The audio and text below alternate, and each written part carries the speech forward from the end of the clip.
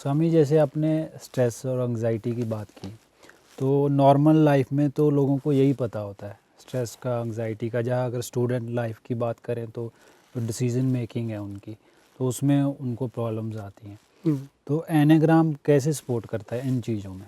जो भी हमारा जीवन में जीना है वो उसके पीछे हमारे डिसीजंस होते हैं। हमारे जीवन की धारा हमारे डिसीजन से प्रभावित होती है। एक तरह से कहें तो हमारा जो जो डिसीजन है, जिस भी तरह से हम ले रहे हैं, वो हमारी डेस्टिनी को, नियति को बनाते चलते हैं।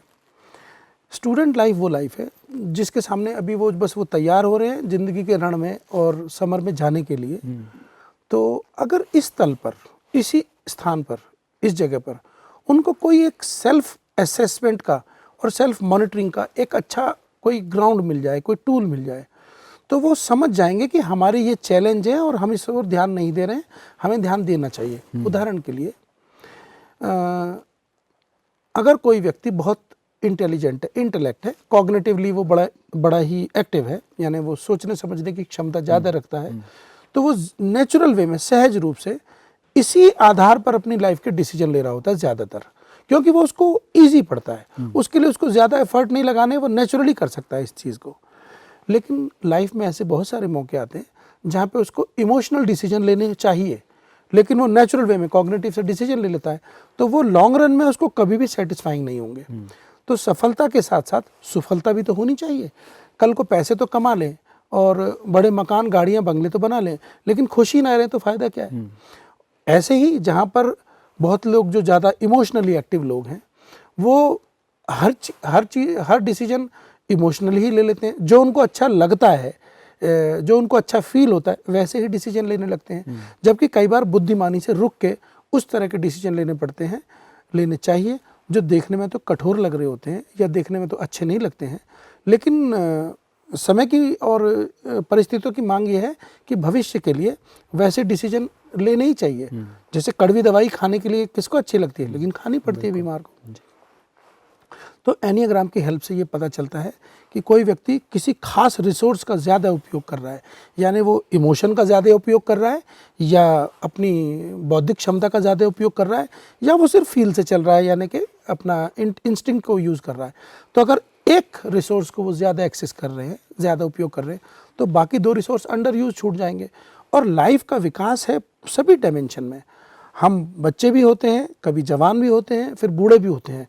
लाइफ अपने रंग रूप बदलती चली जाती है। कभी हम एक जॉब करते हैं, कभी दूसरी जॉब पकड़ लेते हैं, कभी तीसरी पकड़ते हैं। ऐसे बिजनेस व्यापार में ऊंचा नीचा होता रहता है, परिस्थिति सदा बदलती रहती है। इसलिए हमें भी अपने अंदर की जो भी रिसोर्स हैं उसको सदा बदलने का गुण आना चाहिए। ये तब आता है जब हम तीनों रिसोर्स के लिए ओपन हो जाएं। कैसे ओपन होंगे? हमें पता तो चले कि ये रिसोर्स एग्जिस्ट करते हैं, इस तरह से काम करते हैं, और हमें इनका उपयोग ऐसे करना चाहिए। स्टूडेंट लाइफ तो वो लाइफ है, वो समय है जब अगर वो ये सारी बातें सीख लेता है तो फ्यूचर में बहुत आसान हो जाएगा उसको अपनी नाव को खेना, कठिन परिस्थितियों में भी। लेकिन संयोग से चूंकि ये मेन एजुकेशन का हिस्सा नहीं है, और इसलिए हमारे खास तौर से इंडियन स्टूडेंट को इसके बारे में कम पता है। दूसरा कि स्पिरिचुअल सिस्टम होने के कारण से, शुरू में तो स्पिरिचुअल सिस्टम ही था, ये होने के कारण से इसको थोड़ा दूर समझा जाता है कि भाई ये तो स्पिरिचुअल लोगों की चीज़ है। इस वजह से भी इसका एक्सेप्टेंस कम हो गया है।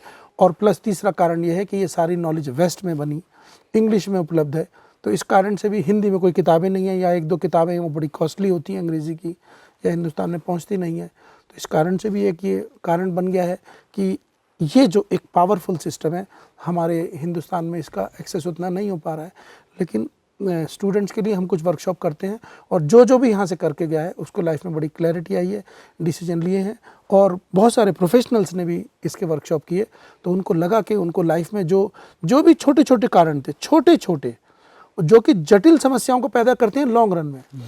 कोई भी जटिल से जटिल समस्या हो, कोई भी जटिल से जटिल विचार हो, उसका अंडरलाइंग हमेशा एक सीधा सरल, एक सिंपल, एक लाइन का सेंटेंस होता है, एक लाइन का कारण होता है। वो कारण हमें हाथ में आ जाए, लेकिन वो छुपा होता है, वो मोटिवेशन छुपा हुआ होता है, वो हमें स्पष्ट हो जाए तो हमारी लाइफ के सारे डोर सारे रास्ते खुल जाते हैं। तो फिर लाइफ आसान हो जाती है। किधर को भी कोई चैलेंज जैसा लगता ही नहीं, फिर खेल जैसा लगने लगता है।